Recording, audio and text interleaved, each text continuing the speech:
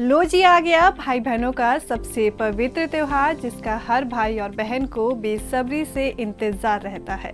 भाई बहन के इस अटूट प्रेम को समर्पित रक्षाबंधन का त्योहार आज पूरे देश में धूमधाम से मनाया जा रहा है।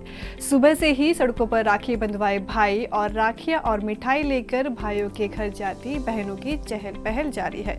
रक्षाबंधन एक ऐसा त्योहार है जो पूरे देश में मनाया जाता है, लेकिन सबका इसे मनाने का तरीका अलग अलग है। साथ ही इसके पीछे कई कहानियां भी छुपी है जो आज हम आपके साथ साझा करेंगे। साथ ही आपको राखी पहनाते समय किन किन बातों का ध्यान रखना है ये भी बताएंगे।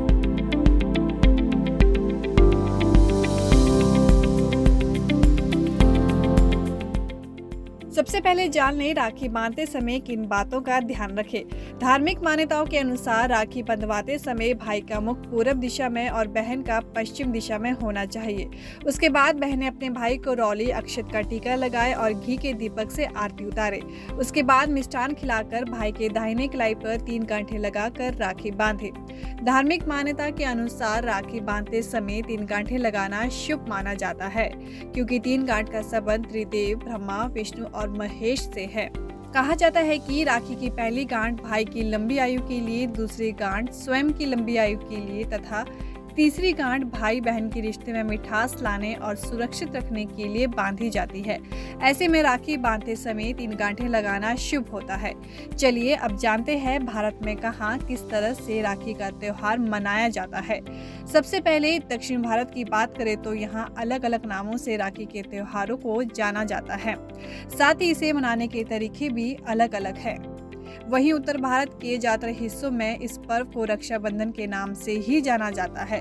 मध्य प्रदेश और छत्तीसगढ़ में इस पर्व को कजरी पूनम या कजरी पूर्णिमा के नाम से मनाते हैं।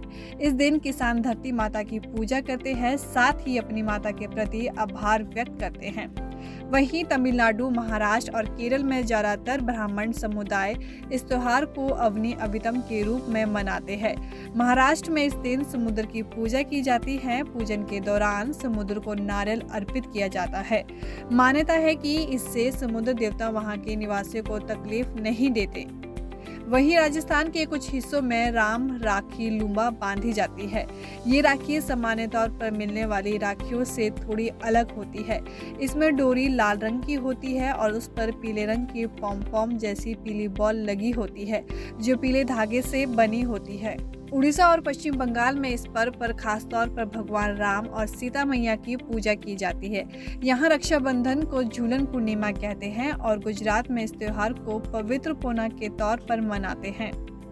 जम्मू कश्मीर की बात करें तो यहाँ राखी का त्योहार काइट फेस्टिवल के तौर पर मनाया जाता है। यहाँ महीने भर पहले से पतंगे उड़ाना शुरू कर दी जाती है और इस दिन खास तौर पर पतंगबाजी का लुत्फ लिया जाता है। वहीं हमारे पड़ोसी देश नेपाल में इस दिन भाई अपनी शादीशुदा बहनों के घर फल और मिठाइयाँ लेकर जाते हैं और बहनें उनका टीका कर राखी बांधती हैं। नेपाल में इसे भाई टीका के नाम से मनाते हैं।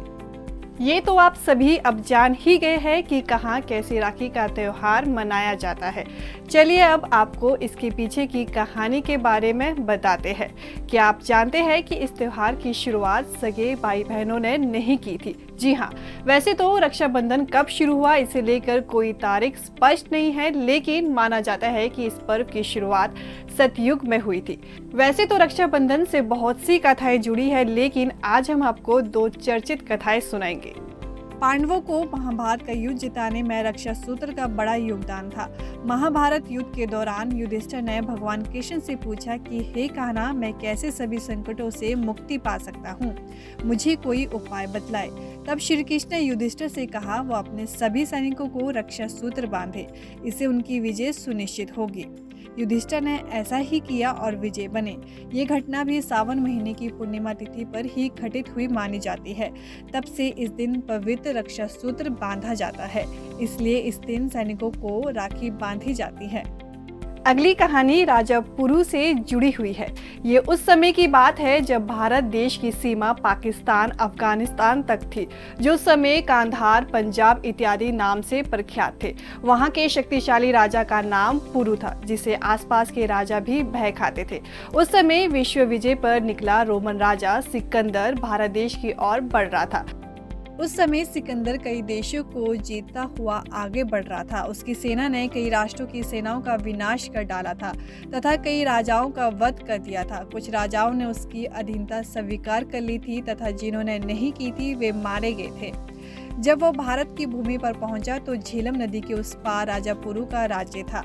उस राज्य को जीतकर ही मुख्य भारत की भूमि में प्रवेश किया जा सकता था, किंतु राजा पुरु अन्य किसी राज्य से अत्यधिक शक्तिशाली थे, जिनके पास असंख्य हाथियों की विशाल सेना थी। उनके एक साथ चलने मात्र से ही धरती थरथराने लग जाती थी। उस समय सिकंदर का राजा पुरु से युद्ध होने से पहले उसकी पत्नी रुखसाने राजा पुरु के पास आती है। वो उन्हें अपने भाई बनाते हुए उनके हाथ में रक्षा सूत्र बांधती है। राजा पुरु भी उसका पूरा आदर सत्कार करते हैं तथा उसे अपनी बहन के रूप में स्वीकार करते हैं। रुखसाना राजा पुरु से वचन लेती है कि यदि वह सिकंदर को हरा भी देते हैं तो उनका वध नहीं करेंगे। राजा पुरु उसका ये आग्रह स्वीकार कर लेते हैं। इसके बाद सिकंदर तथा राजा पुरु की सेना के बीच भयानक युद्ध होता है। एक और सिकंदर की सेना घोड़ों पर सवार होती है तो दूसरी ओर राजा पुरु की सेना हाथियों पर आती है। ये युद्ध बहुत भीषण था तथा अंत में सिकंदर का घोड़ा मारा जाता है और वो घायल होकर धरती पर गिर पड़ता है। राजा पुरु शत्रुओं के रक्त से लथपथ होते हैं तथा वह अपना भाला हवा में उठाकर सिकंदर का वध करने जा ही रहे होते हैं कि उन्हें अपनी बहन रुखसाने का बांधा रक्षा सूत्र हाथ में बंधा दिखाई देता है। अपनी बहन को दिए वचन के अनुसार राजा पुरु उस समय सिकंदर का वध नहीं करते। दूसरी ओर सिकंदर की सेना ने ये दृश्य प्रथम बार देखा था। वह भयभीत होकर जल्दी से सिकंदर को वहां से सुरक्षित निकाल कर ले जाते हैं। इसी प्रकार राजा पुरु ने अपने भाई का कर्तव्य निभाते हुए अपनी बहन के सुहाग की रक्षा की थी। राखी के इस स्पेशल रिपोर्ट में इतना ही। मुझे दीजिए इजाजत और आप सभी को हिमाचल टुडे की टीम की तरफ से हैप्पी रक्षाबंधन।